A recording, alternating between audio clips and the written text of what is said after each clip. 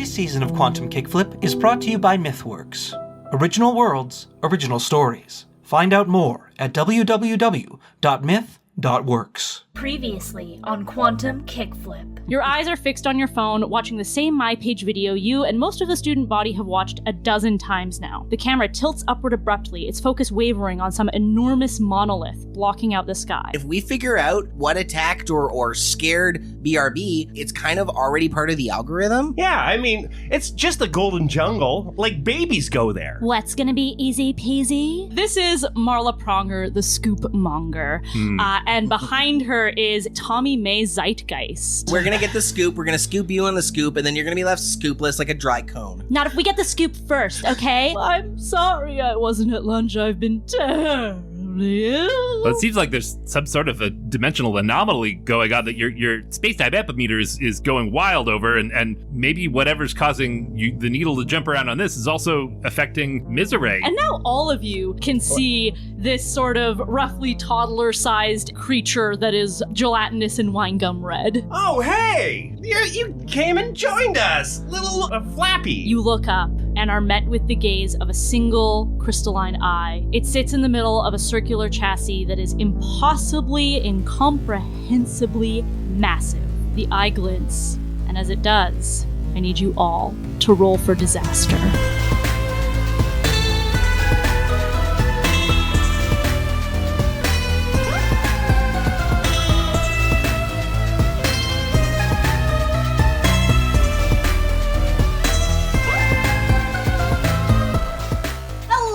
Everybody, and welcome back to Quantum Kickflip, a Slugblaster actual play podcast.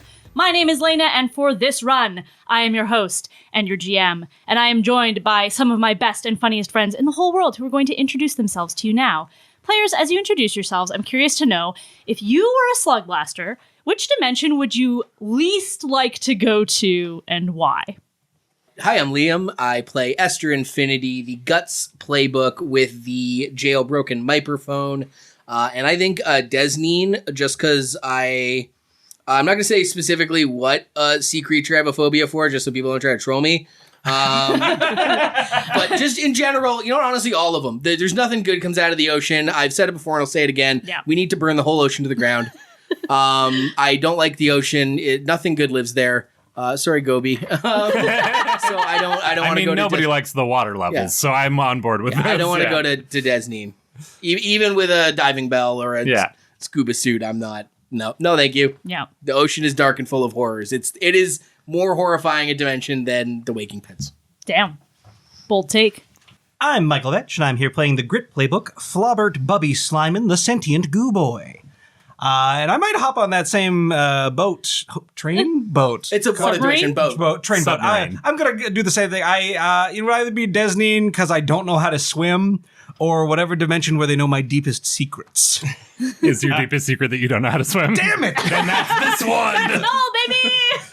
So they're going to troll me with that. Hi, my name is Robyn. I play Goby Lubgorch, the Smarts playbook with the powered armor, and I feel like Empyrean in the book is described as like this beautiful, like natural landscape with all this pastoral beauty and all the like the trees and the grass and the meadows and all the wildlife, and that the book makes it sound really serene and beautiful, but that sounds like how people describe where I grew up, and that place fucking sucks. So,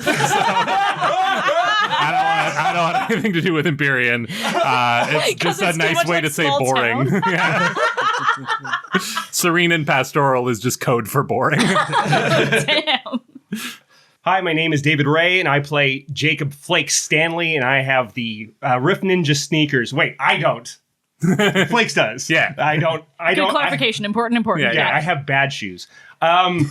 No, and the place I would least like to go to is Prismatia, because it's described as not really having any ground, and I am severely afraid of heights. So I'd be like on one piece of land, and then I would not move, and I would sit down, because one of my greatest fears is going when I'm up really high, and even if there's a big balcony going up to my chin, I have this irrational fear that my nervous system's going to freak out so much that my muscles will spasm and launch me over. It makes no sense. There's no way that would happen. I've heard that from people. Yeah. Been there. And that's So Prismatia would be like, if I even sit down, I might just spasm and like Go flying forever. Forever. You'd kind of be stuck in like a reverse 127 hours. Yes, that's right. You're on top of the rock and you can't move. Yeah, like, I don't know. Somebody would have to physically pick me up and like drag me out of the dimension because I would not be able to move. Well, now our listeners know how to defeat each member of the Quantum Kickflip cast. You know that Liam is afraid of oceans, Michael's afraid of swimming, Dave's afraid of heights, and I'm afraid of boredom. People are going to send me like videos of people like bungee jumping and like people are going to make me watch Skinamarink. It's going to be a whole thing. So many bold takes in the intros today. The horror chat channel in Wilkie's is lighting up. Yeah. And as I mentioned, my name is Laena. I'm your host and your game master. And when I was thinking of this question, I was like, oh, I'll pick like Desneen or Prismatia because I don't like the idea of space, and probably no one else will pick it. Well, we would make a good crew is what I am learning from this. Because we would just all be in agreement about like, let's not go to these places. But no, I'm going to say I wouldn't want to go to Popularia because I'm such a nerd and they'll beat me up. Oh no. It's just perpetually high school. I'm trying to get out of here. I tried to escape, but please, God. Well, we have left your crew in a bit of a place that maybe you don't want to be, but maybe it's better than school. I don't know what this is. I don't know what's happening. Let's get serious, because this is a serious game for serious people. Let's play some Slugblaster! So serious. Yes.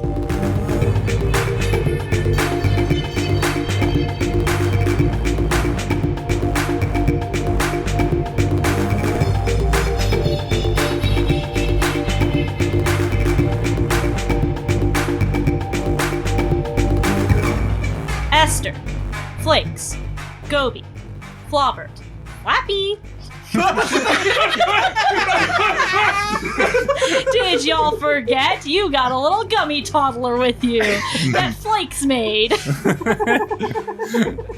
You are in the golden jungle, in the canopies with densely woven branches and big umbrella-shaped leaves staring up into the sky, normally extremely ill-advised in the golden jungle due to all the suns, but you can do this because there's currently a Soliton blocking out the suns.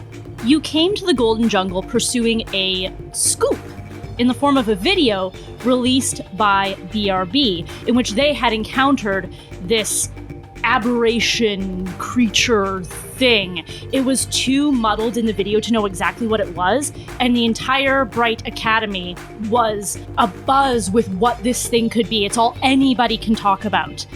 You had talked to Marla Pronger and Tommy May Zeitgeist, the mavens of Bright Academy, who sort of pushed you forward into going into the Golden Jungle and pursuing this scoop. When you got there, you had a little bit of a conflict between pursuing this mystery and pursuing Flappy, Flakes' little gummy buddy that he made illicitly from stolen Wilkie's contraband.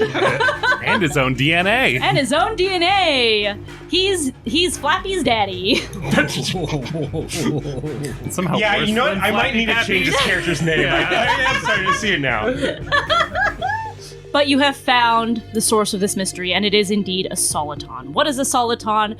This particular one is absolutely massive, hundreds of feet across. It is round, and its perimeter is surrounded by robotic hands that kind of give it almost like a daisy-like look. In the center of it is a giant pink crystalline eye. It is whirring with gears and conveyor belts and levers and cannons and blades all over its body. And it is surrounded by this like orbiting haze of thousands of little pink gems about the size of like a walnut each. This creature is extremely rare to the point of mythical. The general community believes that Solitons are not a thing. But you have found one. It is huge, it is extremely dangerous, and it is for this reason that I am going to call for our disaster roll a little bit early. Normally in Quantum Kickflip, we tend to do disaster rolls close to the end of the run when we're about to wrap up the action, but there's still action left to go, so I hope this illuminates how high the stakes are. So let's get your dice out.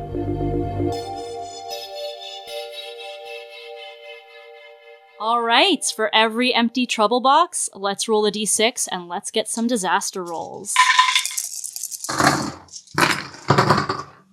Do we have any sixes? Yes. Yes. Only 3 of them. Only 3 sixes. All right, so that is 3 out of 4. Michael, what did you roll? Of the 5 dice I rolled, I got 4 1s. Good lord. Wow. And a 4. Okay, so Flakes, Goby, and Esther mark 1 style. I think how this reads to you is this thing is absolutely like taking your breath away. It is awe-inspiring. You feel like your blood rushing. It's very close to you, but what you're feeling is a little bit less fear and more like you're feeling kind of electrified. You feel like it hasn't quite locked on to you yet, so you may have an opportunity to do whatever you need to do next to this Soliton. Flobert, you are going to mark 1 trouble, and I'm going to add a little extra to the mixed success of your disaster roll.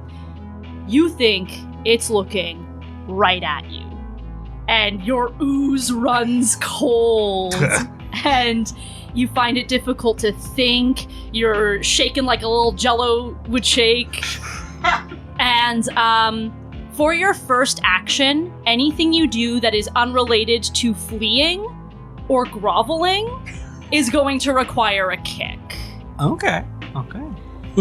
So in the last session, I had y'all marking a progress track, Mystery, and as you were marking it, the letters weren't being crossed out, but they were being replaced. MYSTERY became SOLITON, this 7-letter track. So what I'm going to do now is I'm just going to do a little cut and paste here and bring Soliton over to the danger track. So for every action, I am going to mark a spot on this danger track. Once this is fully marked, it is going to be a non-negotiably bad time. So do whatever you want to do and get out, and make sure you do all of that before time runs out. What do you do? Guys, I know that I don't have eyeballs, but I think I'm having a staring contest with this thing. That's, Flobert, that's excellent. Keep its attention on you, and I will be able to capture everything we need to get the Slugblaster scoop of the season. You're crushing it, buddy. Just do keep doing what you're doing. And Esther is immediately going to whip out her phone and start trying to capture as much of this as she can. Trying to get it in the frame, maybe trying to get her or some of the other Slugblasters in the frame. Mm-hmm. Mindful of, like it said, it's blocking out 2 bright suns. Yeah. So I got to imagine like the shadow. The lighting is a little bit tricky. The framing is hard with all the dense branches in the canopy. You're all kind of in a group together staring up at this thing, so all your friends are kind of out of frame right now. You may have to do a little bit of finagling to get the perfect Any shot. roll I do will be a finagling-based roll, but what are you guys feeling first? I will also just throw in one little thing. Esther, you raise a very good point, taking a video with your jailbroken microphone. Anyone else, if you're trying to do anything to capture footage, it is fully not going to work. It is going to be static and feedback. It is only because of your souped-up phone, Esther, that you can get clear footage of this thing. It's not every day that you get to do a groveling roll, so I think as a player, I'm very excited to go toward that. Okay, great. This might potentially serve as a distraction for you, Esther. Yeah, we'll see. I'll do that. I think just out of sheer fear, Bubby is going to activate an aspect of his molecular tuning. Roll to temporarily change your slime form's chemical properties to make yourself slippery, sticky, clear, glow in the dark, bouncy, or highly acidic. And he's just gonna bioluminesce. Ooh. He's just gonna really light up, and he's like flushing red coming through his yellow ooze.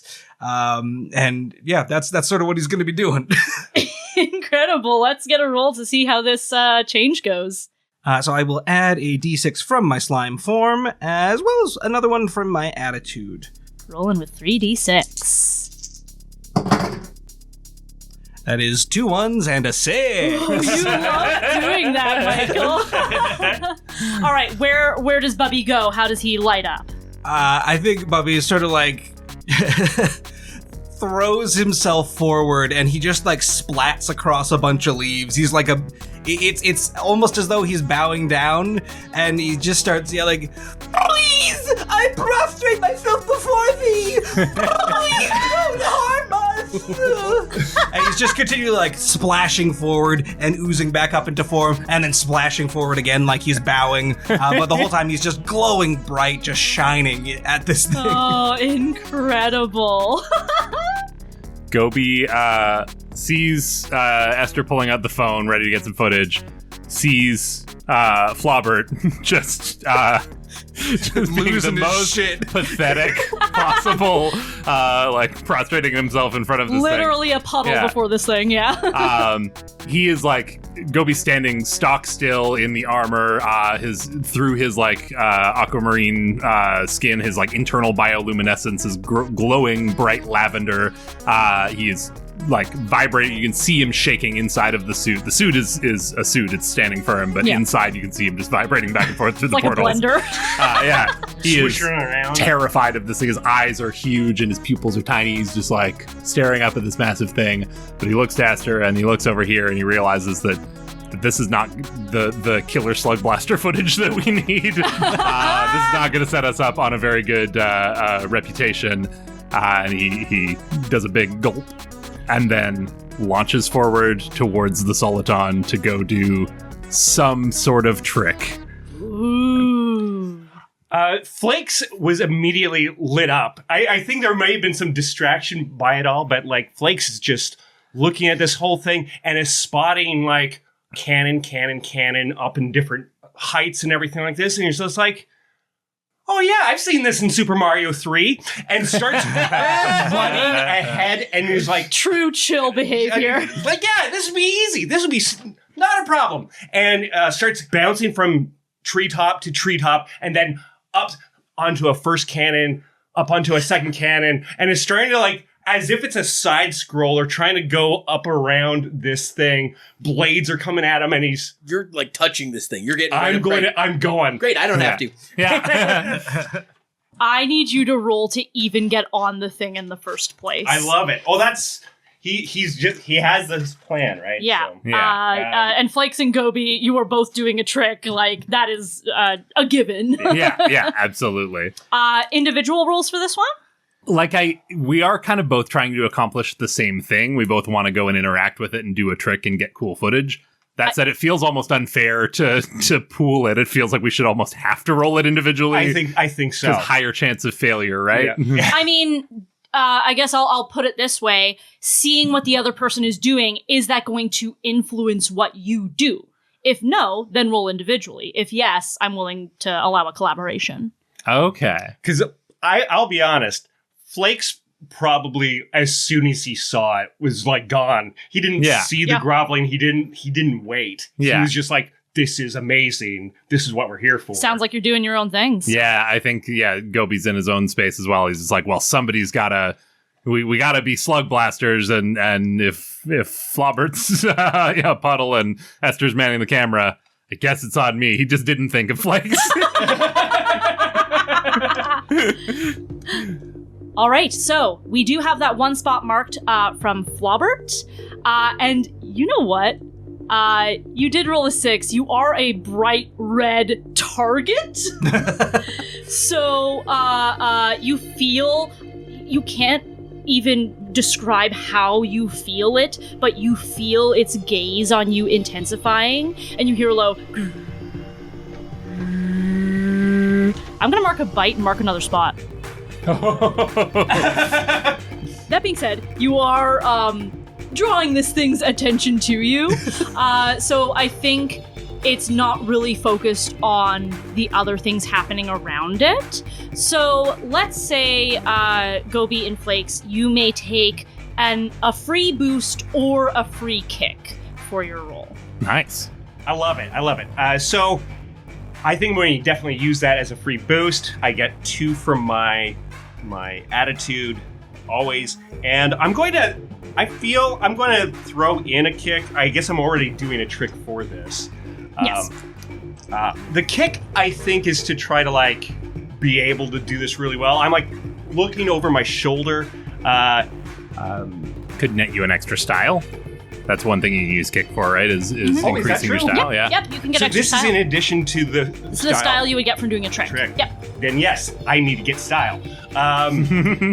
So Flakes is running, bouncing along as he's going. I'm going to say over my shoulder, Esther, make sure you get this. All right. That's a 3, a 4, and a 4. Mixed success. Goby, let's get your roll. So yeah, I think Goby takes off up the other side. Like if you're going up one side of the circle, Goby's taking off towards the other side. Like we both just split in different directions, and that's why we're rolling separately. Is we just like we had two different impulses here. I'm going to. I like your move of adding a kick for extra style, so I'm going to do that as well because that's the only resource I have left available in my playbook. So I'll take a boost from Flobert's action. That's got me rolling with 2d6. We got any crew hype left that I could use, or am I taking a dare here? You have a hype kick, and that's it. I'm taking a dare here. How many trouble? 1. 1. So I'm rolling with 3d6 and a kick. And I think, Goby's goal here is to interact with that cloud of gems that you described. There were like little pink gemstones in a sort of storm. So he's using his mobility boosters to sort of water skate up the side of this thing, like Flakes, along cannons and avoiding saw blades and whatever. But is also going to engage his weapons, not to try and hurt the thing or attack it, because I think that seems futile, but to like scatter some of these gemstones into cool patterns and like create a trail of rippling gems as he does what he thinks is maybe a trick, because he's not much of a Slugblaster. Well, let's see how it turns out for you. 2, 2, 5. Another mixed success. So, Flakes, Goby, mark 2 style each. You're marking a lot of style, and this is ostensibly a success. It will come with complications, but I want you to paint me a picture of what Esther's video footage looks like. Looking good, guys. Go for it. Flakes is running along, bouncing off the tree tops, and he's just like, all right, here we go, and makes his first leap, and immediately, bang, hits into the side of a cannon and falls, bounces off another one, and starts plinko chipping down, like bang, bang, bang, bang, bang, off of several cannons, and kind of falling. And it's just like, it is visually a perfect comedy bit. And why it's going to go so well, and it's going to be so known. But he just doesn't even really have one good bounce on the thing. He probably even slipped off the treetop and immediately head into the go ahead and cannon. take the plinkoed slam. Goby is moving similarly, but with a lot more intention. I think his main goal here is just to get close to this thing on video, but also to not get destroyed. So he's sort of using the armor and the Realmware lens that I incorporated earlier in the run to sort of find safe things to bounce off of, like, oh, there's a saw blade, but there's the blunt edge of it. I can sort of use my water jet to bounce off of that, and then I'll ricochet over here, and he's calculating the vectors and the angles. So also sort of rebounding his way up, but with a lot more purpose to it. So we're almost like mirroring each other in more than one way. And while this is happening, he's just got his cannons streaming out from both hands. So every time he takes a big arc with an arm, it scatters gemstones off into a big like prismatic arc and catches the light of the suns and keeps sending these gemstone ripples that then linger in the air as he makes his way up the side. Not really sure where he's going. That might be where the complication comes in. You are absolutely right. I'm going to go ahead and mark 2 more spots on my danger track. There are 3 spots left. Uh-oh. Kind of pachinkoing down and pinballing up. Yeah. Oh, very good. Any slams or anything for them? Flakes has plinkoed. Right. Right. We said it. to be fair, technically, you said that this was like a dare, right? So consequences are worse. Interesting. So interesting. I am such an evil GM. You tell on yourself. I'm sorry. Well, That was Goby's dare. I took a dare. Yeah. Oh, I thought it was a naturally taking. Oh, because you were doing a trick. Trick. Yeah. Sorry. Yeah. Oh, So- yes, that too. Yes. Yeah. Yes. Problems are worse because you both did a trick. Trick. Yes. So, Esther, you are capturing all of this video footage, and it is immaculate. You can already see the stream of hearts gushing up from the bottom corner when this goes live. And then it's almost like there's a weird sort of ripple out then in, and you see Flakes and Goby both get sort of pulled up, and they're kind of floating in midair, being pulled a little closer to the Soliton. Something is going on with the gravity, and then your frame is not as steady anymore, and it seems to be almost like it's floating, and you look down and you realize it is because you're floating. And Bubby, you're starting to float, and Flappy is starting to float, and you're all being pulled closer and closer to this thing, and you hear that low hum getting higher and higher. And then you are the gravity abruptly flips back, and all of you land hard back in the canopy. Everyone get a slam. Oof. I'm gonna nope that. Mark 2 trouble. Bonk. Because she was so detached from what was happening and kind of noticed that she was like being lifted, when she gets dropped, she's just braces herself for a drop that maybe people less cognizant of their body or like focusing on other things maybe wouldn't have. But that's You do the that's, classic 3-point landing. Yeah, she does a superhero landing Yeah, and it's like yikes, but you know. Sweet.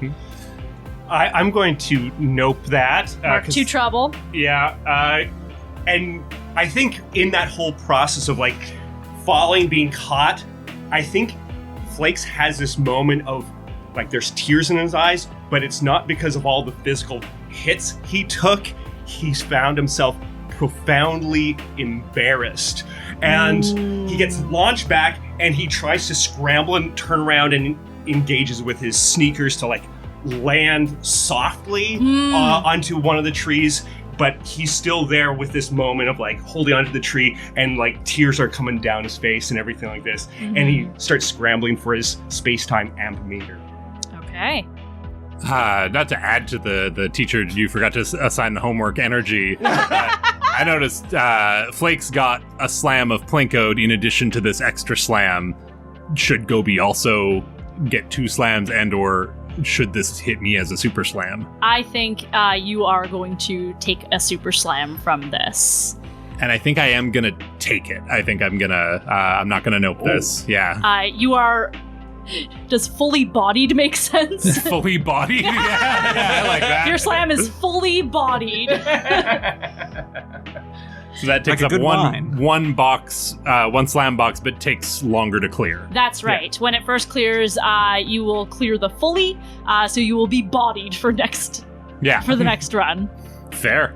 I think this thing slams me back down off of itself and into the canopy, and it just like, yes, I'm wearing armor, but I did ditch my protective Ablatine plates earlier in the run to replace them with a Realmar lens, so I have It's no like extra... a concussion, but your whole body. Yeah, exactly. I'm in the fluid, and Yeah. Bubby gonna take it. Okay. Yeah, he's just a smear on the side of a tree. Yeah, you're not bodied, you're splatted.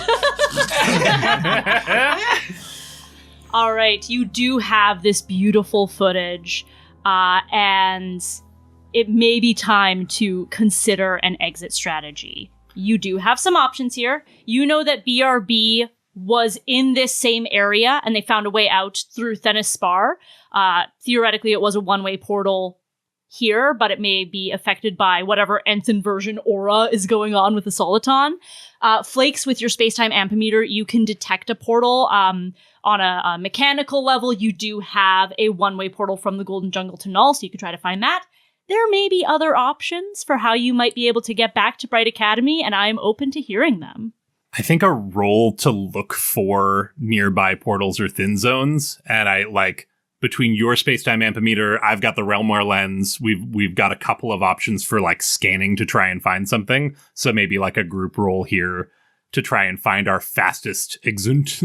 I agree. It is time to go. Yeah. Esther also agrees that it's time for you guys to start looking to go. She needs one more thing. And as the guts, I'm going to push my luck a little. No cap, guys. We got that gnarly shot. I can't believe it. We did it. Oh, okay, start trying to find a way out of here. I just need one more thing. Check it. And I'm going to do a trick. I want one of these gems. Okay. Just to corroborate what we're doing. Oh, incredible. And so she's going to, the trick is grabbing a gem. Mm-hmm. I am going to plant my, because I've got the hard light selfie stick. Yeah. She's going to like jam it into a tree trunk so that it's stationary. Yeah. Kind of keeping the frame. Run maybe, skate as little as she needs to forward to reach out and try to grab one of these gems from the cloud. Yeah. And then join them in hauling ass out of here. Okay, amazing. But I want video of me grabbing it as well, so that it initiates my powered crunk filter. I get an extra style if I successfully use a trick or to take a dope photo or video, which I'm doing. And because I'm the guts, I get to show off. I get an extra D6 when I do a trick. Let's go. So I'm going to do D6 from show off, D6 from the phone, and I wonder if what would I get if I added kick? What would that benefit me? An additional effect. An additional effect, and I will add one kick for my attitude. It's always so ominous when you do that. So 3D6 with a kick on it. Let's go. So she skates forward a bit, does just like a basic kickflip off a big tree frond. Yep. Reaches up into the cloud. Maybe even feels her hand get a bit gravity sucked, like she's gonna go back into this gravity field. But I got a 6. Incredible. Mark 2 style. Yes. And you have yourself a gem. Pops back down, the frame of the sort of stationary camera. You see her go, leap up, grab it, land back on her board, swing back around, and then grab the phone by the selfie stick. And now the footage is camera being sort of swung on a selfie stick with no particular, for a second or two, no particular direction as she, like, gathers her shit and is like, do we have a way out? I got everything I need, guys. Do we have a way out? Esther, you turn to ask this question of Flakes and Goby, and the sun refracts in a weird way, and you realize that you're looking at what looks to be a glass wall, and then you turn and there's a perpendicular wall, and another one, and another one, and then you're not lifted, the jungle is lifted, and you and Flobert have been caught in a terrarium, and you are being brought up, and your phone sort of zooms in on this crystal eye that is now glinting and looking at both of you. And you get this, like, image in your head of, like, little ants crawling in an ant farm. Yeah. And like a little kid, like a little Thenispartian with like 2 magnifying glasses in their left hands, like looking at the ants in the ant farm. We have been chosen! We are the chosen ones! We, the disciples of the beyond! Oh, Soliton, what grace do you shine upon us! I'm always up for a popularity contest, but not like this.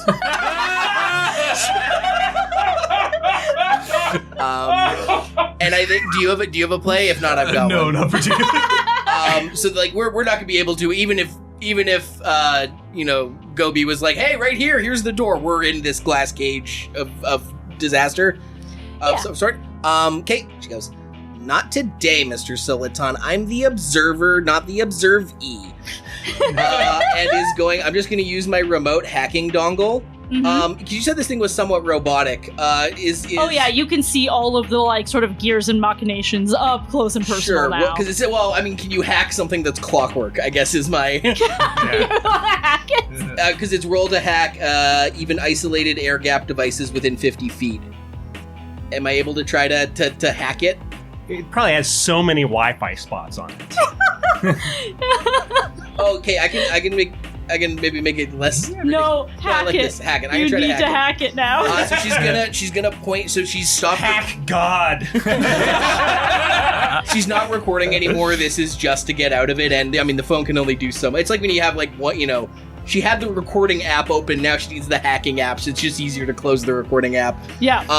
But I am going to add a kick from my phone. A kick from my attitude. And is there anything left in the pool? I believe there is a hype kick.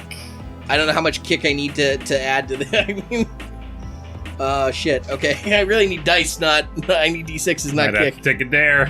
I'm gonna take a dare. Oh boy. Mark of trouble. Mark of trouble.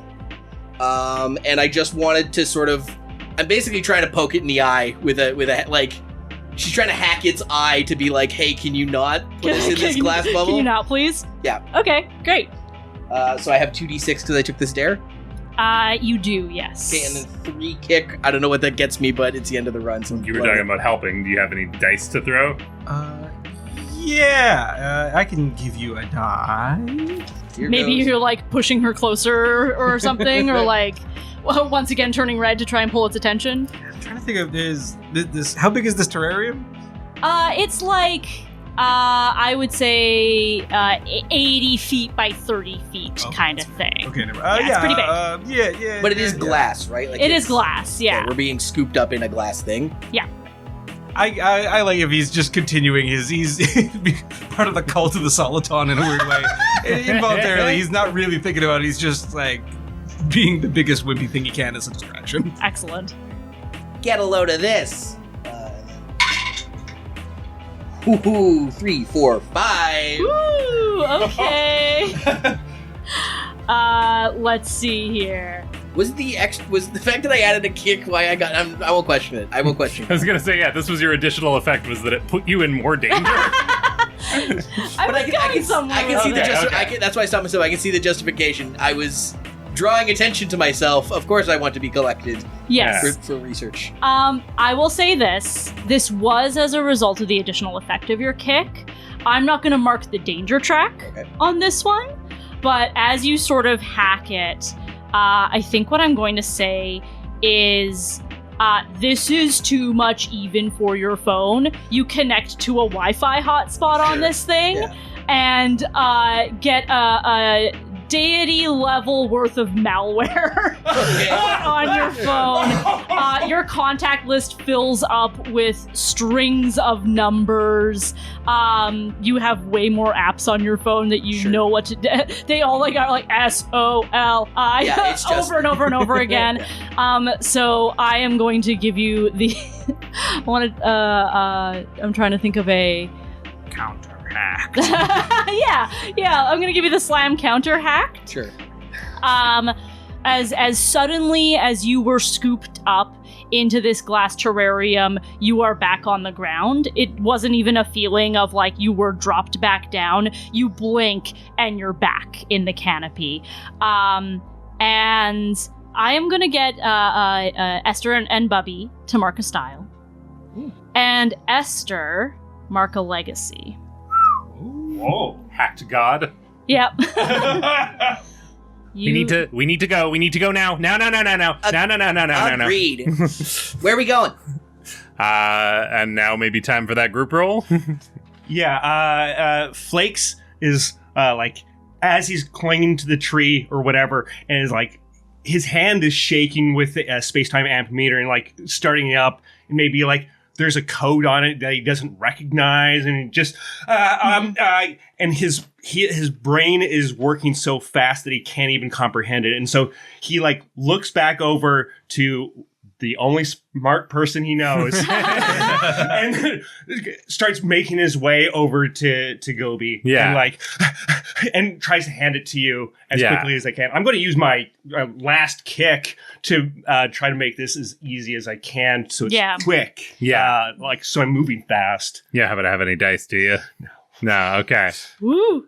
The thing is, if I roll, I get a natural +1. I can't share it. Yeah, I think So it might be like I'm getting closer to you, so I can be in ear distance, and you're trying to describe to me. Yeah, and using the Realmware lens to sort of corroborate between the two devices, we can pinpoint. Yeah, I think it makes sense for you to make that roll then. But I'll throw you a little something. We'll work together here. As you're, rattling off this code that you don't recognize, I boot up my Realmware lens to confirm that, like, hang on, and lock onto the same signal. Well, this is odd. It looks like a thin zone, but it's I can't make out. It looks like it should be one way coming to here, but the polarity seems to be reversed on the numbers are going backwards, and it's a negative integer.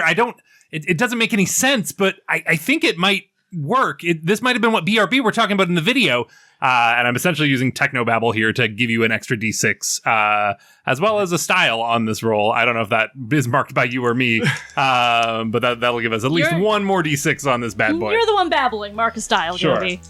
All right.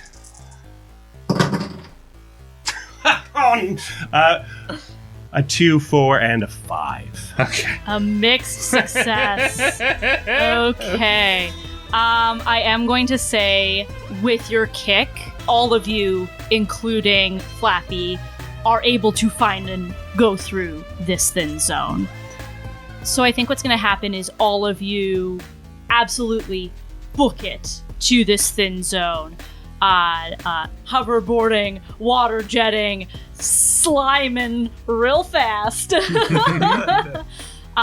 You race towards this thin zone that is strange. It's not like the ones that you're used to. It's not like the one that you took to get here through the quad.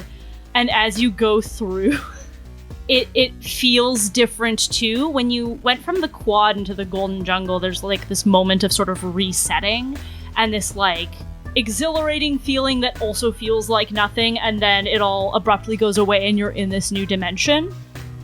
You're still sort of very aware of everything. It's a nothingness that you are aware of. It feels very close. It's kind of like smothering you, and then you start to see like weird flashes of images. You see lightning cutting through, going absolutely nowhere, and then there's like this swarm of spiders on spiders and you can't see the bottom of it, and then there's a mushroom and it's growing and then it decomposes and then it reverses and it like recomposes and then it shrinks back down. It's like smothering and getting closer and closer, and then you like hear this like retching sound, and then you feel yourself get like pushed out into Null. Let me know if this is too gross. Y'all are gonna take the vomited slam.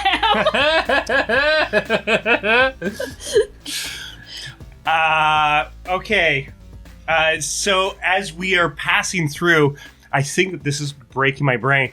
And it's a little bit much. I'm like already emotionally depleted, and like as I'm being launched through, I don't know what to do, because if I nope this, I would be full of trouble. Ooh, and then disaster would strike. Yes. But if you take it, you've filled your slam boxes and disaster would strike. Yeah. Can I do you solid? Yes. Goby wants to nope this on Flakes' behalf. I'm going to take vomited. I'll take the slam for myself, but I will mark, is it 2 trouble to nope? 2 trouble to nope. I'll mark the 2 trouble to mark this for Flakes. And so what does that look like, do you think? I think it's maybe like seeing you as we're going through the void. I get a glimpse of Flakes' face as he's in like, as he's losing it a little bit, as he's seeing these visions and it's impacting him. And I just reflexively like wrap my armored body around you to sort of take the brunt of the impact here. And maybe it's less like, because I don't know that we're getting like slammed to the ground, and that's what the slam is from, so much as just the whole experience of this. So it's less of me like cushioning the impact and more of like the support of feeling someone like grab on and like, I got you kind of thing. Like you're emotionally protected as well as physically. Yeah. Nice. You've got something to ground you. Esther's going to take the slam vomited. Sounds good. Bubby. Bubby's slam boxes are full. Mm-hmm. But I think I'm still gonna take it. Interesting. So like, oops, overflow. He's just like gacked real hard against the wall. Okay. And I guess disaster once again strikes. Disaster will, this time, wholeheartedly strike for Flobert, Bubby, Slyman.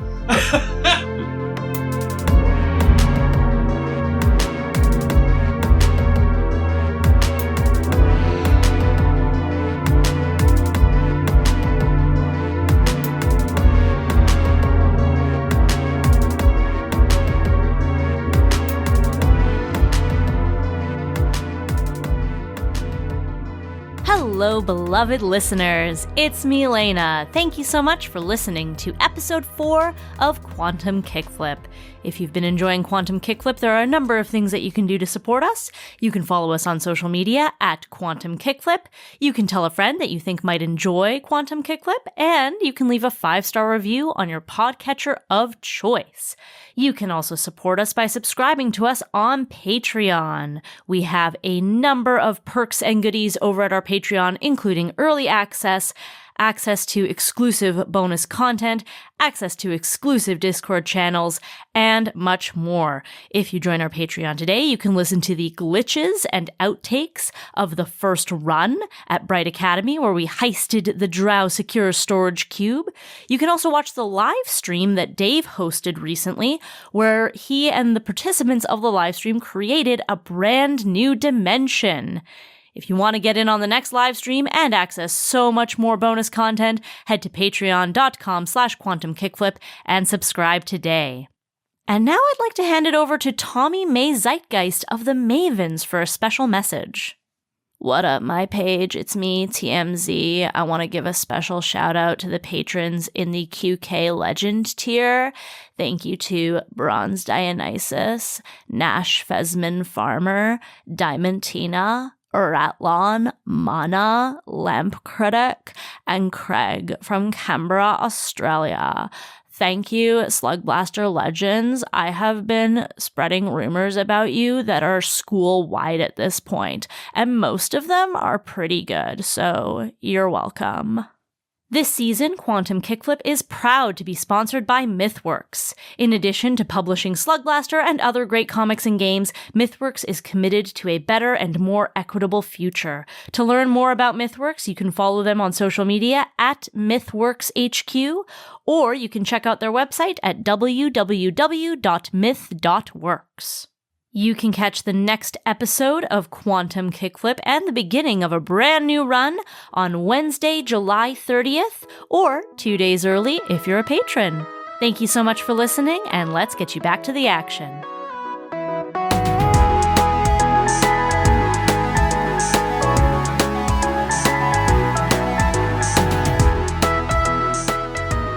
Goby, Flakes, Esther. You all land in a heap. I'm gonna say maybe Goby cradling Flakes, and then Esther, you kind of like are spit out and land on top of them. And you collect yourselves and look around to find yourselves in the nurse's office of the Bright Academy. And over in the bed in the corner is a writhing black puddle that sort of starts to take shape and regards all of you with its eyeless form and says, "Oh, friends, where did you come from?" Goby reaches up and is like, he can't see clearly at the porthole, and like reaches up to smear some like black substance that was clouding it, And as he wipes it away, it like instead of splatting to the floor, it like hovers in midair and then zoops back into Miserée. Yeah.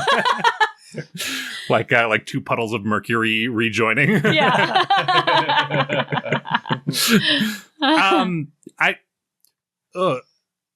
I think I know the answer to that question, but I don't know if you want to hear it.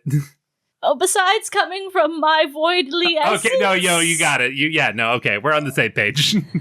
Oh, that was bogus, fam. No cap. That.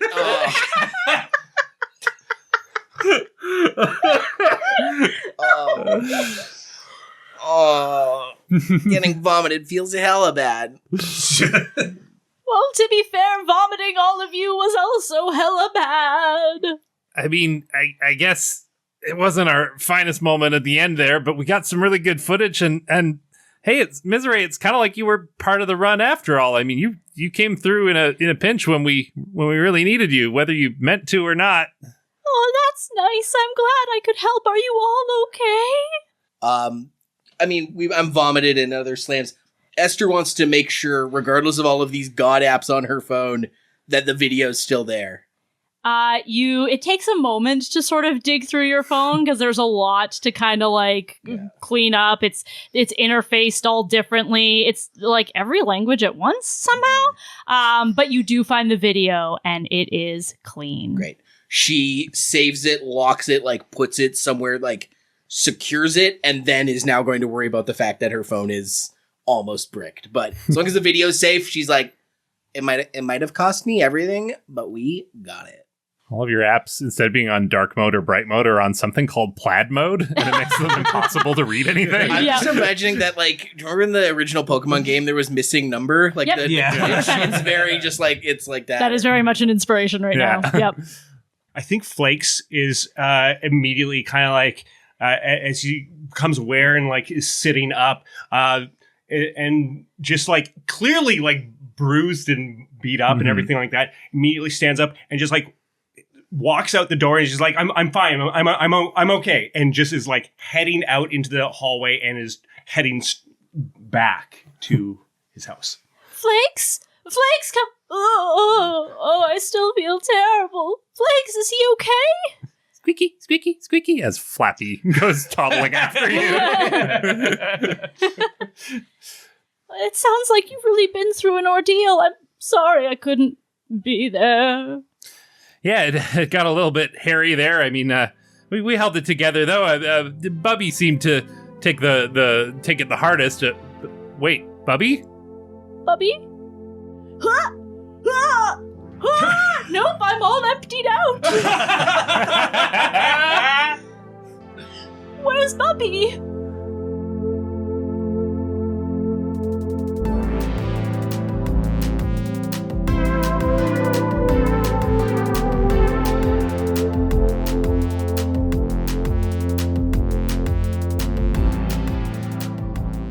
Flobert, where you find yourself is not in Bright Academy. You pull yourself together ever so slowly, figuring out what your composition is even supposed to be anymore. It feels weirdly familiar, this sense of being primordial ooze, of not having much of a sense of who you are, what you are, where you are, and slowly pulling yourself together and finding answers to these questions.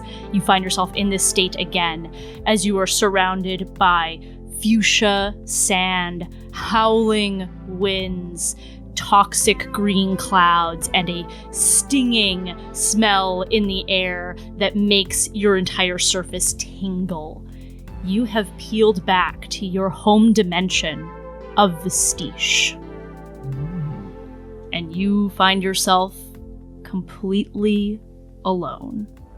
Yeah, I think it takes several beats for Bubby to not only coalesce in terms of his ooze form amid the piles of sand, but also just getting his sense of self back, realizing, oh, yeah, I am an entity that exists. And if he had a head, it would be aching. If he had a body, the rest of it would be aching as he slowly glorps up in the sand. And there's a moment of just like where a sigh would be if he had lungs. Mm-hmm. And what does a Bubby sigh sound like? I want to see this.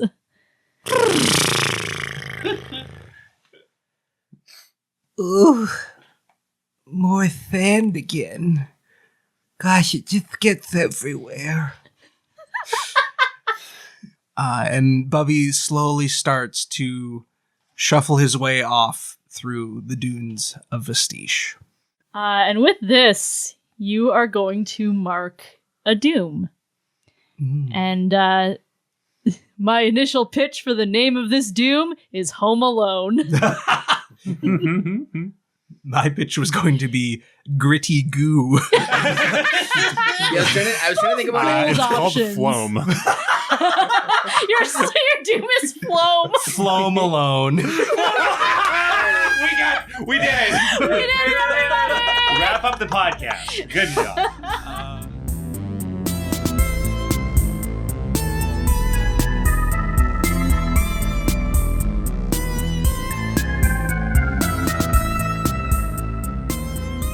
With that, we are going to go into downtime.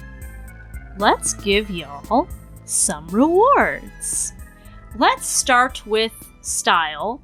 This was a pretty huge run that all of you have undertaken, so I am just going to right away bump you up to the next level of the fame track. Congratulations, you are now up-and-comers. You have some people's attention, understandably so, and now they're deciding if they care. +1 to opportunities, +1 to challenges, rebrand if needed. Speaking of brand, partiers, +3 style on runs where you throw a party or have a good time. Weirdos, +3 style on runs where you take an unconventional approach. I'd say that several things we did on this run were unconventional.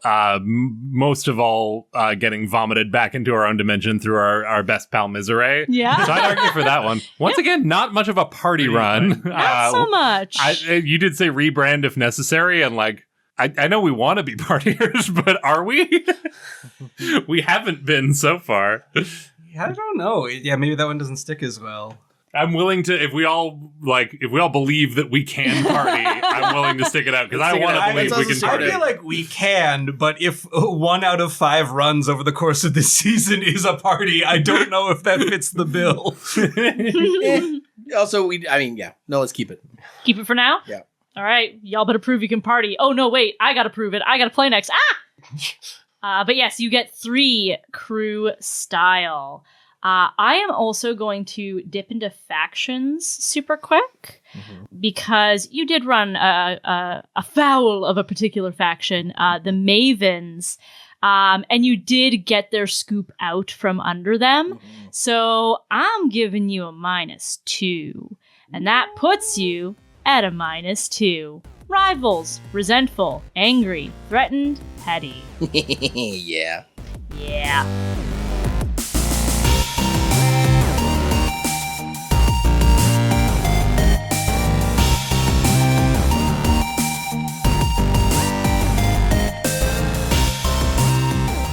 Tommy May. Marla. Don't pretend like you can't hear me just because you're sitting at your table. I know you can hear me because I can see the hair on your neck. Stand up. Don't even look at her. Don't even give her the time of day, Tommy May. Don't even.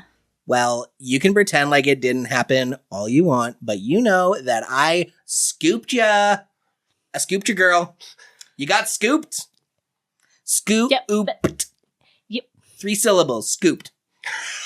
3 syllables, scooped. Yeah, you took a 1-syllable word, scooped, and you made it 3 syllables. Yeah. Yeah, that's real mature of you, Esther. Yeah, it's hella cool. So anyway, you tried. I just wanted to, as a professional courtesy, let you know that the video has been posted. You're not in it. You were dealing with the armadillo or whatever it was you were doing down in there, not on the canopy, not face to face with a mythical creature that everyone in Slugblasting was not even sure existed. And so, yeah, just giving you that heads up that, like, if you share it on your feed, it'll be kind of sad. You sort of like look over Tommy May's shoulder and you see that they are already trying to like remix the whirs and like clinks of the Soliton into like a trap beat that they could like maybe then duet and do a dance over, and then you see them like quietly delete it. Oh, see, no, Tommy May, you had the right idea. This is an opportunity for all of us. See, this is why you need to ditch Marla. Come hang with real people who get real results, Tommy May. You know, you don't have to carry this dead weight around. No, actually, I know not to hitch my wagons to stars that burn too bright, because they will burn out. Well, have fun in the dark then, losers. I'm actually just working on my own video that I am posting. And Tommy May holds the screen out to you, and you see you! And Flakes phasing through the armadillo, grabbing this wine gum red toddler shaped and sized creature, and then leaping off.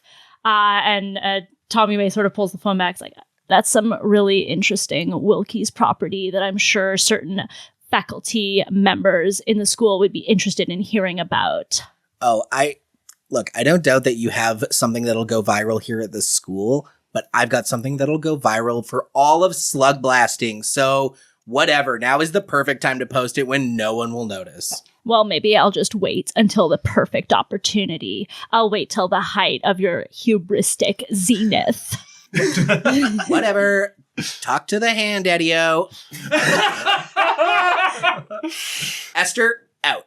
And she just like walks away from their table. Like, and that was the downtime scene Swagger, where I am actively antagonizing my rivals, which is the Mavens, specifically the Mavens of Bright Academy, Tommy May Zeitgeist, and Marla Pronger. Excellent. Yeah, you're going to clear 2 style. What trait are you getting? I'm going to get Walking Disaster. You don't just flirt with the disaster, you're dating it. I get plus 1d6 on disaster rolls and can choose to take a disaster for a willing teammate. And I get style if I do. Nice. Yeah, that is a very apt trait for what has happened.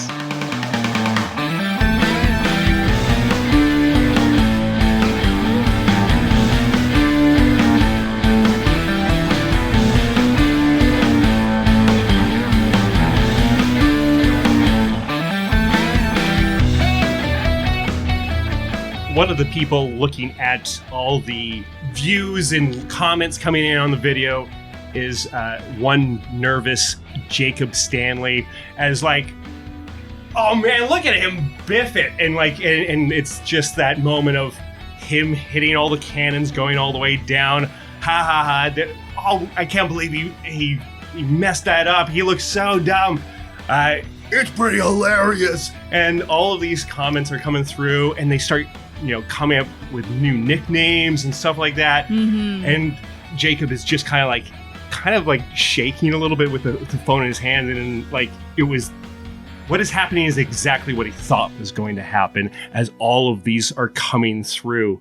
And he gets up and heads over to find Esther about all of this. And like there are people already in the school. Yeah, I'm going to maybe say that you find her, like, maybe she's at her locker in a hallway. It is between classes, so, like, you will have to go. But it's very, like, crowded and bustling. Mm-hmm. And every time someone passes you, of which there are many people that pass you, at least there's, like, at the very least, staring. You hear laughter. You're like, hey, it's the guy! Pointing. Hey, play go! You! Those kind of, 100%. Yeah.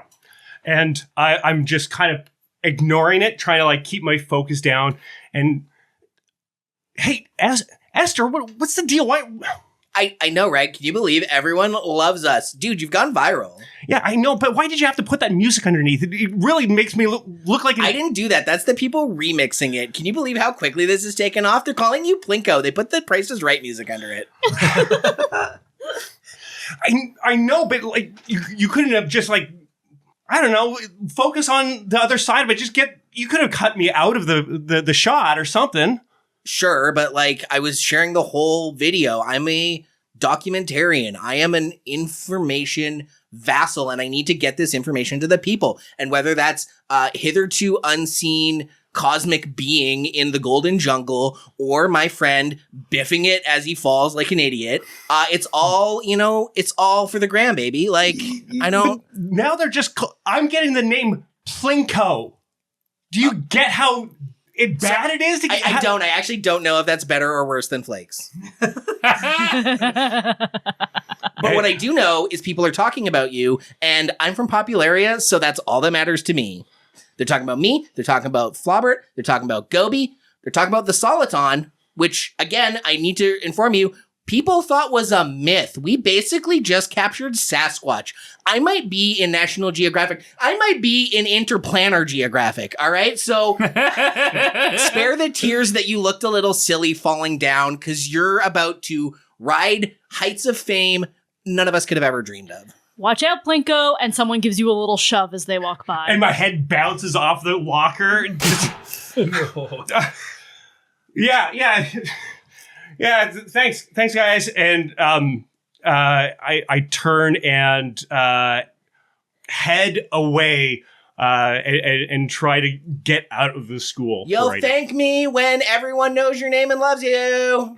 And I just threw up a middle finger over my shoulder as I leave. Phones are being whipped out. Yeah. Pictures being taken. Tell me about these beats. So that was, for me, that was Star Power, part of the Guts beat track. More attention, more special offers. It's going to your head. How do you treat your crew? Fracture and a legacy. So yeah, it's going to my head. Like I said, the thing about, being in a magazine, like people care. But also she's kind of just like made that case of like, I'm from Popularia. We're popular. I got what I wanted. I kind of don't care that you guys are mad about this, because my worldview and my needs are more important than yours, is sort of the thing. It's not a good way to be, but that's what she's doing. So the legacy, is this another legacy? It's another legacy. I'm just going to put Soliton as my legacy. That makes sense to me. And then the fracture can be maybe Plinko. Yeah. Sure, yeah. Or I guess, Dave, what is your thing called in the weekend? Well, what I did was, on the other end of it, I take an L. You suffer loss, burn a bridge, gain a debt, or set off a looming threat. In this case, it's a suffer a loss. Does the crew know? At least one person knows, and I gain a doom. I think it makes sense if the doom is called Plinko. Yes. And if the fracture is called something like infamous. Yeah, I like that. Yep. Yeah. Infamy. Yeah. This does mean that our fracture boxes are full, and the next fracture breaks up our fledgling crew. Yeah, that was, I took that L so I can clear some trouble. I did not earn enough style to do all the stuff I wanted to do, so I took the hard L on that one. You sure did.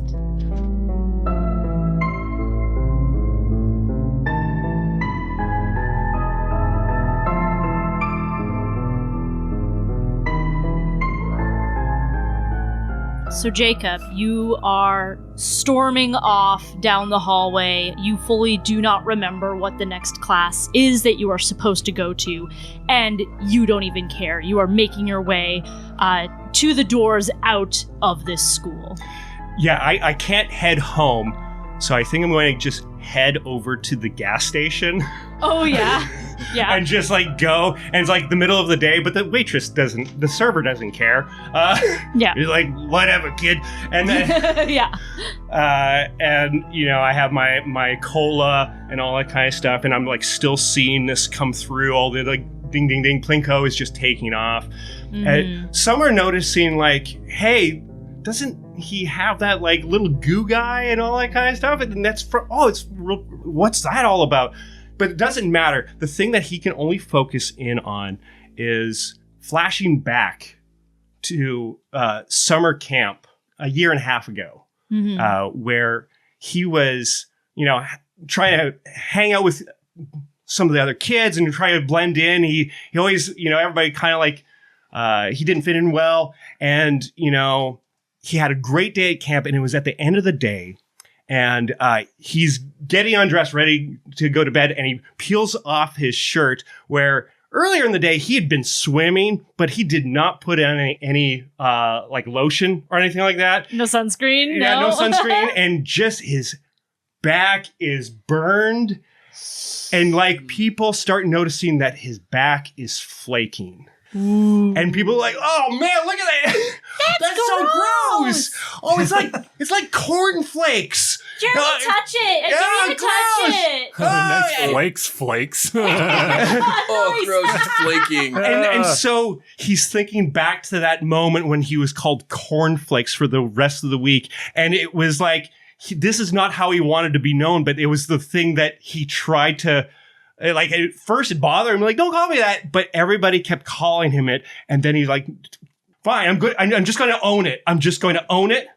And I'll just be Flakes. And he thought he could ride it out to the summer until one of the kids that was also at the camp came back to the school, and it spread here too. Yeah, and at now, the door, he's like, hey, Flakes, good to see ya. Hey, my buddy Flakes is here. This is Flakes. Yeah. I thought his name was Jacob. We're calling him Flakes. Yeah, What's up, it's Flakes. It's such a great story. I'll tell you later. Hey, Flakes, you! and now he resolves to like, okay, well, I guess I'm Plinko. I am Plinko now. And so that's my origin story. Uh-huh. But I get a trait from that. Mm-hmm. And I'm going to go with Steezy. Mark 1 style. Anytime you roll doubles, you look cool without even knowing it. He's accepting. Yeah. He looks like an idiot. And he's kind of embracing that. Side note, that cornflake story, that's a real Dave Ray story from my... Too specific to When you said it's my origin story, I was like, whose origin story? David Ray's actual corn... mind you, I embraced it for that summer. It was fine. Yeah. And I think that Jacob Plinko is kind of doing the right thing by being like, no, this isn't going to affect me because I think it still affects him, but he's accepting it, which is probably going to be better for him in the long run than if he was just like, stop calling me that. It's going to take the wind out of the sails of it a little bit, yeah. Yeah.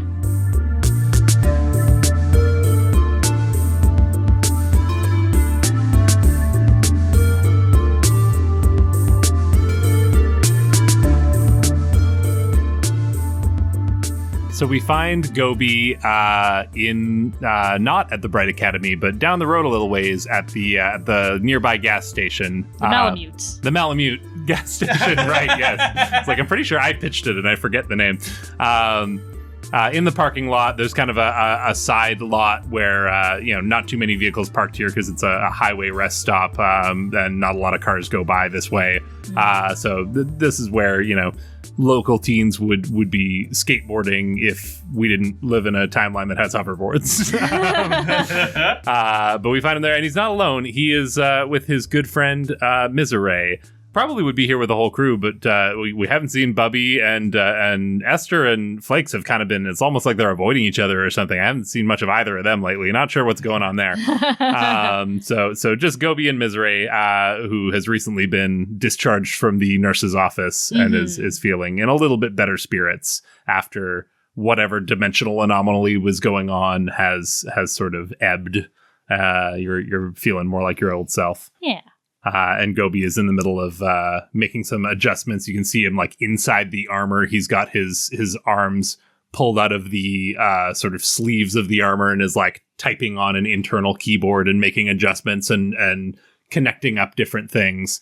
Like, all right, I think I've got it locked in. I hope I've done the calculations correctly. And he glances down. There's a stack of papers just like sitting on a nearby concrete divider where he's like roughed out some math equations and stuff.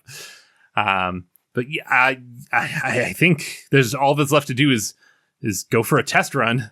Thank you for being here to watch this. I just, I feel like if nothing else for safety, I should have someone here kind of spotting me in case something goes wrong. Yes, I'm ready to open up my void and catch you should you fall from...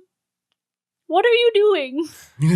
Well, I first noticed it when I was making adjustments to my armor after the last run. I was, installing new mods, and I noticed that some of the power is being siphoned into the the portals that provide, there's 2 one-way portals that siphon water in and out from the plane of Desneen, which is, how I can breathe in here. It's constantly circulating water from my home dimension through the suit and then back to my home dimension. But I realized that when I started boosting the mods, that it drew more power and the portal actually began to expand. And you've already seen that the suit is just basically meant to keep me breathing and walking around, but I've made a few modifications. I can skate around on water jets out of my boots, and I can fire it like a cannon, and those are all things that I've installed in the interest of slug blasting and being a more formidable slug blaster. But that's just using the constant flow of water that I already have. If I can expand that portal, I might be able to increase the flow, have more water to work with, and that could give me more power to crush your enemies. I wasn't thinking of crushing anyone, but yeah, exactly, yes. That's very innovative of you, Gobriel. Thank you. I've always had a knack for tinkering with stuff like this, and it feels like if I can optimize this, I might be able to really do a lot more on runs. So, I mean, I'm going to start small here. I'm going to increase the size of the intake portal by a small degree, and it should just give me a increased flow to my mobility boosters on the bottom of my feet. So we're not going to go crazy here. Ideally, I engage it, hover a few feet off the ground, and as he's saying this, suddenly there's a wall of water just ripples out in all directions, and Goby is gone. You don't see, like, he's suddenly disappeared. And just like Game & Watch, she just like turns into a perfectly circular hole, and she's like skating across the parking lot, trying to like stay under. She has no idea where you are, but she's trying to stay underneath you so that you can just like fall into her when you do fall. And up way high in the sky somewhere, you see the small Twinkle. figure, the small silhouette of this armor as it begins to plummet back down. And thankfully you're there just in the nick of time to catch Goby. Does he bounce off of you? Does he go through you? I think you like get zooped in for a second. Yeah. And it's like plunging into like pitch black water. Mhm. And like there's like this circle of light that gets smaller and smaller and then bigger and bigger, and you go boop, and you like bounce back out onto the parking lot. Oh, thanks, Miserée. Sorry, I snapping back for a second there. I was a tiny little minnow, and then I got eaten by a bigger fish that also had my face, and then that fish got eaten by a bigger fish that also had my face, and then that just kept happening, and then suddenly I woke up here. Sick, fam. All right, well, it's gonna need some fine tuning, but it really, I think it shows promise. I can get a lot of lift with that, with honestly a very minute adjustment. So nowhere to go but up, I guess, literally and metaphorically. Your power will soon become unmatched, Gobriel. And he picks up the papers and makes some pencil notes on them to like how to, refining the equation of like maybe not quite that much. Kind of thing. Maybe 0.001% instead of 1%. But yeah, Miserée can see on the graph paper bundle here, he's got several different equations written down. And each one is labeled Form 1, Form with an E. Thank you. It says Exocotidae, Form 2, Alpha Day, and then at the bottom of the stack you see Form 3, Ballanoptera. But so far we've only tested one of these forms. This is making the depths of my void tingle with anticipation. I'm proud of you and what you're trying to accomplish, friend. Hey, I just want to make sure that we're the best slug blasting crew we can be, but, well, I suppose for that to happen, we need to all be here, and with who knows where Bubby ended up after the last run. I'm really starting to worry about him, and that's just, worried for his physical safety. I'm also a little worried about Flakes and Esther. Did you notice the vibes being off between them? Something seems wrong, but I did notice everyone was calling Flakes Plinko now, so if that's a vibe being off, then I did pick up on that.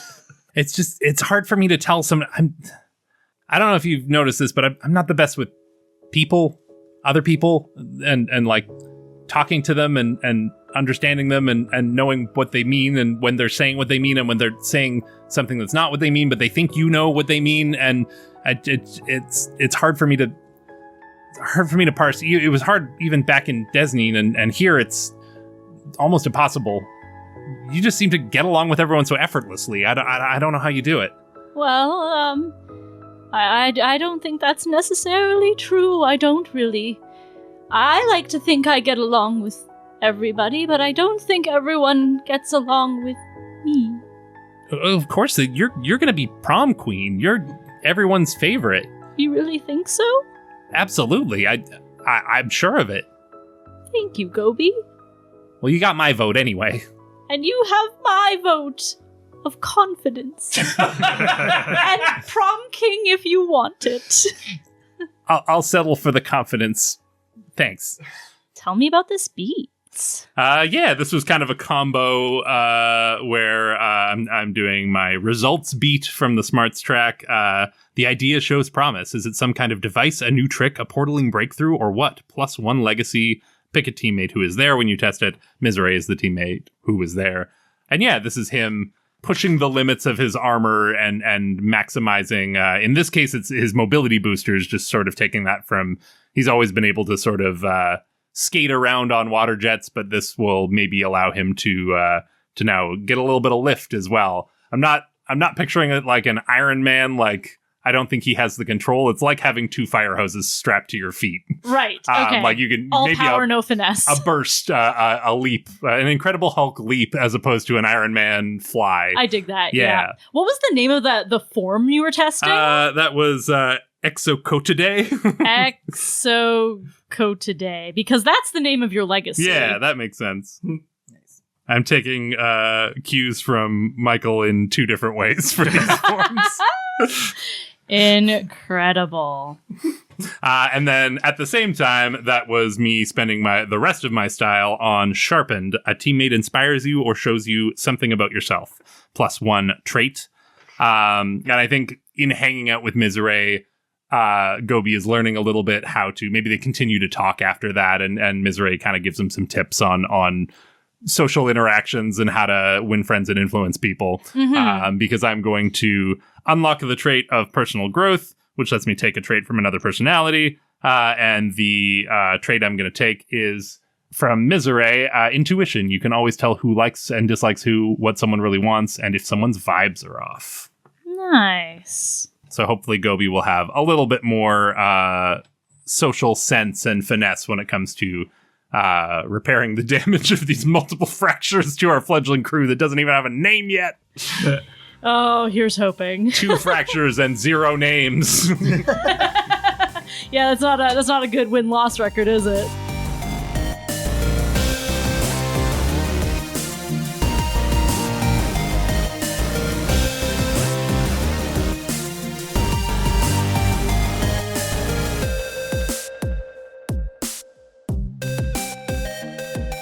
Esther is in the music room tinkering with her phone.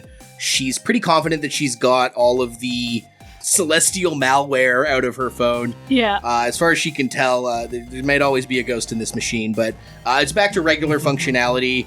A combination of a hard reset and an exorcism, and it's good to go. But she's also doing it in the lab. She's going to be trying to get some improvements. Yeah, and so basically I'm just going to roll with this. I have 4 style left. I'm going to roll 2 of them to try to get some components, and then I'm going to roll 1 of them to install a component and 1 left over to either install something else, what have you. That's my plan. I mean, for the in the lab beat, you can, you roll and install at the same time. Oh, okay. I thought you had to spend 1 style to install. You need to spend a style to take an in the lab beat. Once you have taken the in the lab beat, Gotcha. You can install mods and or uninstall mods and or roll. Well, then I take an in the lab beat by looping a style.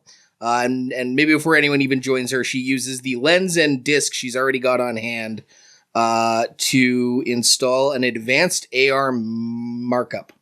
Roll to generate cosmetic AR filters, decorations, and other minor illusions anywhere you can see through the camera. So she can kind of create AR that's not A anymore, just R. Yeah. Very good. She's also admiring the weird gem she found. She considers trying to, the one she stole from the thing we met, but she's like, no, I think this is more of a trinket or a treasure or some kind of proof that I'm awesome. I'm not going to use this as a component at all. I don't know if I was allowed to, but she's not going to.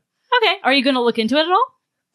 Yeah. Okay. Yeah. Go ahead and roll your in the labs. Sure. 5, I get the thing I want, right? Choose. I choose a disc. 5, hell yeah. Choose. I choose a gem, and then I install the MeChat Pro subscription. Log in and speak with a council of parallel use, or call an alternate version of a friend or enemy for advice. Oh my god. That rips. That's so awesome. Mikey, you're mad for this one. And I've got 1 style left over. Brilliant. So, yeah, she's done tinkering in the lab. Now she's currently just admiring her gem. And you look into this gem and you sort of start to look into its properties and stuff. You realize it acts in a very similar way to Jacob's space-time ampimeter. Okay. I think later you'll also find that Miserée does not seem to be a particular fan of this gem. You realize it has some properties of the Soliton. It is a space-time ampimeter ongoing. Great. It can open portals that are only open sporadically. Okay. And it can, on a successful roll, temporarily reverse the direction of a portal. Incredible. I'm adding that to my gear, baby. Huh. I bet I could use this to reverse portals and stuff. Hell yeah. Does it have the same properties as the Soliton itself, where it reverses the polarity? And Goby is in the room here. He's got a mountain of textbooks and papers surrounding him, and he's scribbling away. He's kind of jumping from page to page, like he's working on multiple assignments at the same time. But he looks over to you. Yeah, that seems like a good a guess as any. I'm not much for interdimensional studies. You're the smarts. I mean, if that's what you suspect, that's what I'm going to go with. I mean, it stands to reason that that's how the Soliton affected Miserée and seemed to do the same for BRB. So, wow, that could come in really clutch if we are in a jam and need to get out fast. Incredible. Yeah. And thank you for lending me the textbook that told me all that. Right. Yes. I need to get this back to, sorry. And he flips to the title page. Right. That needs to go back to Sam. And you can see he's got multiple assignments for different classes and looking closer, maybe for different people. I was doing phone stuff. What were you doing? Oh, it's my way of, I don't really get an allowance, or I do, but it's in Desninian currency and it's no good here. So Sand dollars? Yeah.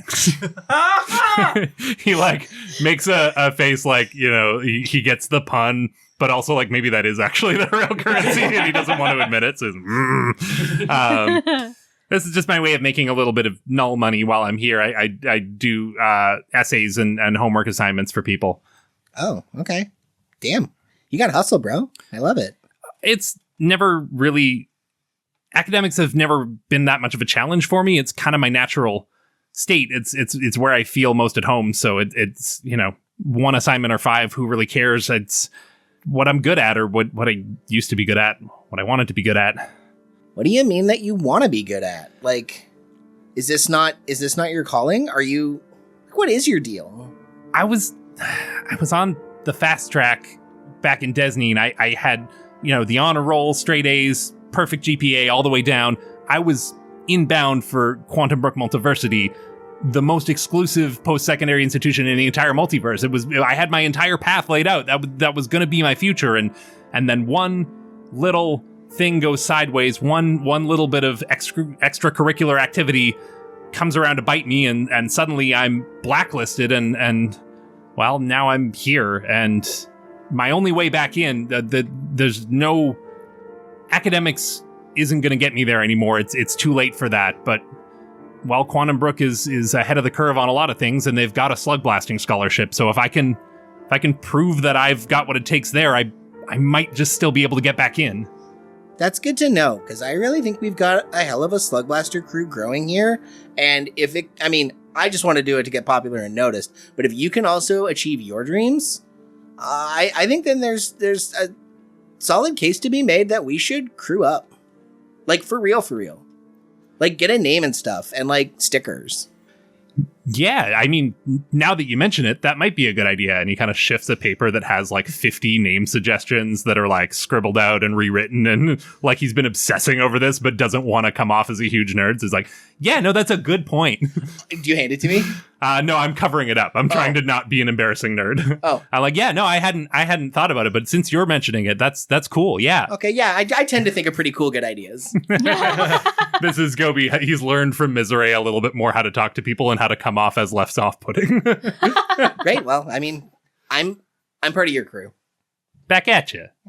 Aw, that's nice. Tell me about these beats. We had it in the lab from Esther. Goby. This was a being good. I like the idea that he's not being good as in like sucking up to teachers or the authority figures, because he just kind of naturally is on their good side as a huge nerd. Yeah. But he's being good, like keeping up his reputation with the various factions around the school by doing their homework. Very good. That clears 2 of my many trouble. Woohoo! So I'll have slightly less going into the next run. Yes. Not none.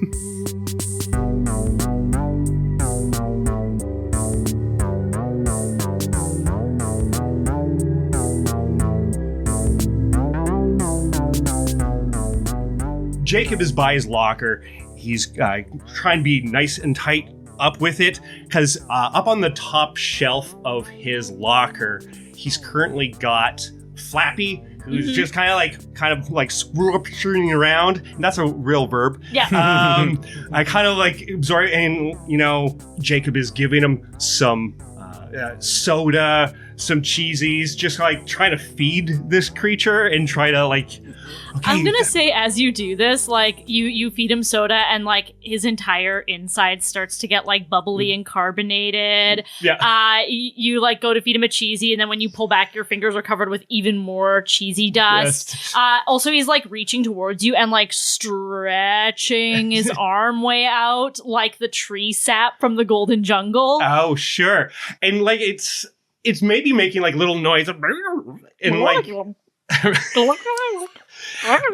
Okay, so you gotta be quiet, okay? Oh, hey, Jacob, did you miss lunch or something? Your stomach's really loud.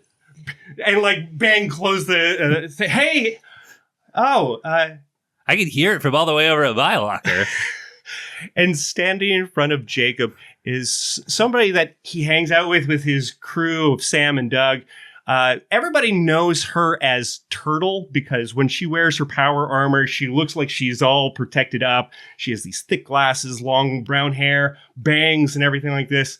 But Jacob turns to her and says, "Oh, Shelly, hey, sorry, what was that?"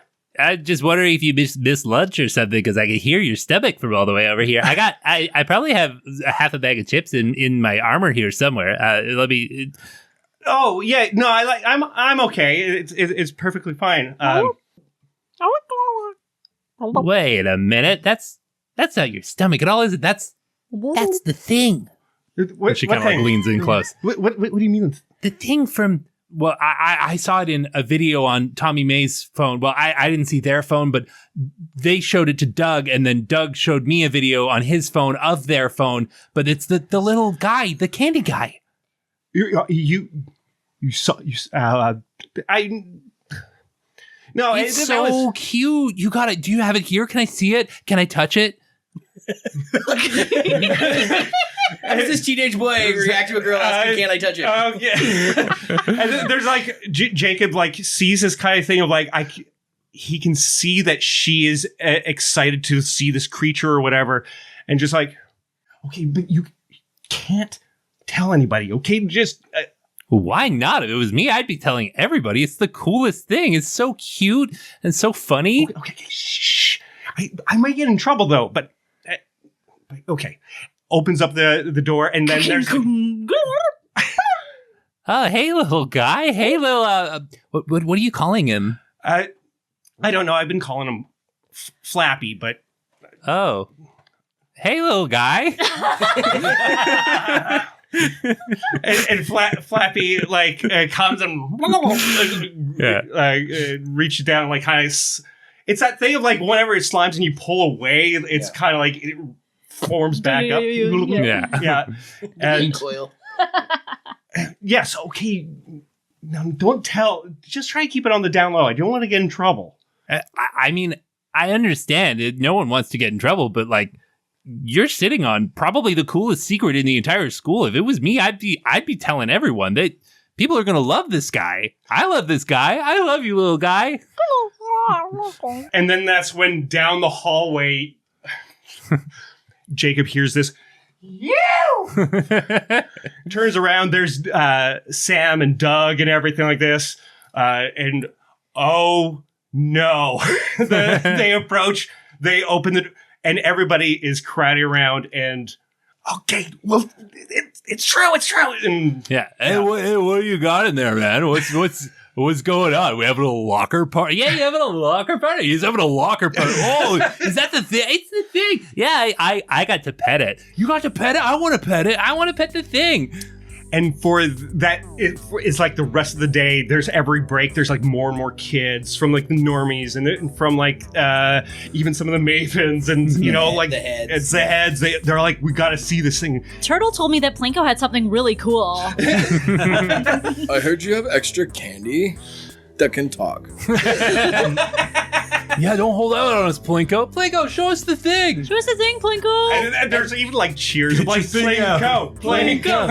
I heard that there were babies in it, and then I saw one of the babies and it smiled at me. I heard that Plinko and Turtle had a baby and it's made of candy. Plinko's a dad. Wait, who's Plinko? Oh, Flakes. Okay. Flakes. and so like it turns into this like wonderful like turn of fortune for good old Jacob. That was called from the Chill Beats Serendipity. Your moment of dumb luck continues to pay out, but also gets much more complex. What does the crew think? I don't know. I think everybody might be kind of like maybe relieved that it's like I think there's even probably a moment where he comes back to you, Esther, and just like, okay, well, I'm going to try to live with Plinko. Did you want to visit? Flappy? Hey, Flappy. But she pets Flappy, but like, she's like, see, Jacob, it's all going to work out. Popularity is the best thing ever, and it never goes wrong. That's why they call it the price of fame. It's so expensive that everyone wants it. It's in high demand. It's just economics. And It's simple socioeconomics. I'm going to I get one legacy from that. So I think maybe Price I go of with fame. Sorry? The price of fame. Price of fame. Price of fame. It's either that or Candy Baby. That was the Candy Baby. Because that's what the legacy is. Sugar Daddy. Sugar Daddy! Sugar Daddy! Sugar Daddy! We got there! Oh my god, my dumb Simpsons reference. That is there. Very good. And with that, we go to the final scene of this episode. An acrid wind blows motes of coral pink sand through desolate air. The grains clink gently against a large pane of aged, scratched glass that is partially buried within a larger dune of sloping sand. An entity approaches, and the glass door slides open in response to the entity's proximity. A discordant bing bong echoes throughout the larger structure that stretches deeper below the surface of the sands. The life form passes over this forgotten threshold, along with a gust of gritty breeze. As the door slides shut, we see upon its surface a faded vinyl applique of some alien text that reads, Mall Entrance Number 5.